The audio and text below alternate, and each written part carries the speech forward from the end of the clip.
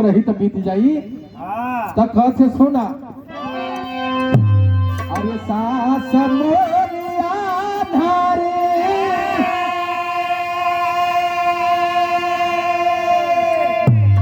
अरे सास मोरिया धारे हरे नदिया चकर चनरी अरे नदिया चकर चनरी अरे साजना जाना जैसे छकवार काकावा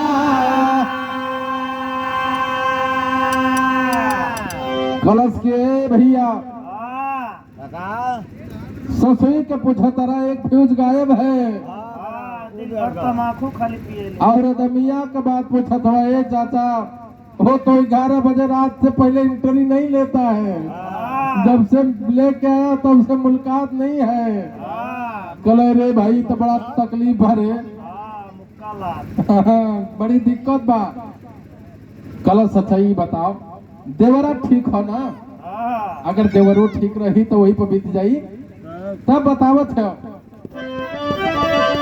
अरे देवरा मती कहीं ना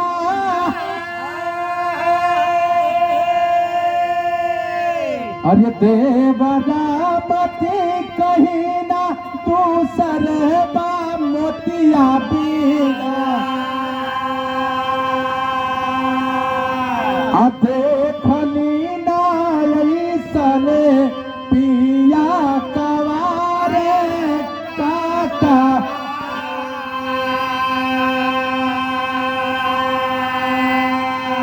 कलश एक नंबर के वो पे करवाए काका कलश की तो पूरा घर में गाय बकारे कला बहिना बहिन सुना चाचा कला की देख जाए दे घरे के लोग नीक नहीं खेना गाय भैंस है ना दूगो बानल है ना उन्हाना के तू के साजे सवेरे घींच तो यह बन जाई कलश है काका गैया भैंसिया के हाल पूछा तारा तो वो नीक नहीं खे बतावत या काहे। अरे तू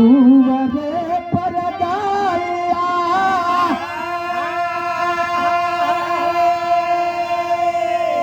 अरे तू रे परदारिया भैंसिया बहुत बा अरे भैंसिया बहुत बा आये कहूँ ना लाग कुली ठाठवारे काका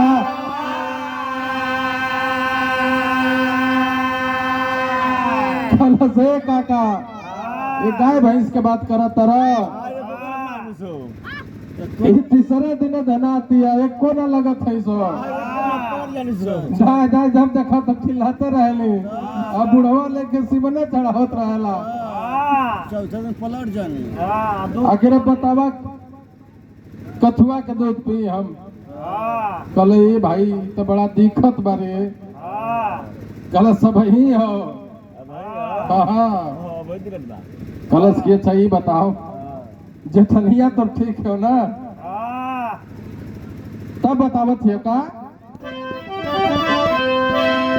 अरे जेठानी गुबानी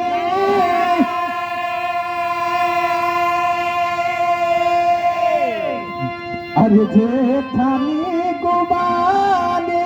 ताकल चातानी अरे ताकल चातानी अक्का जरा लगावले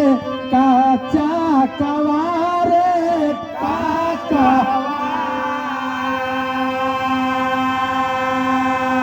कल से काका जेठनिया के बात पूछता रहा तो आंखों जैसा आंख नहीं है काजल काजल करता है एक फ्यूज गायब है लेकिन काजर खतरनाक लगावे ले चाचा। उठा से लगावले कल से भाई जाए दे, जन्म का दुख पौना ही ना हो रही है बेटी, जाए दे संतोष कह के ही में काट ले, कैसे कटला के काम बा के काटा मर्दवा। तो ऐसा ऐसा गीत है और धीरे धीरे बेला भोररिया कभी हो चलल हो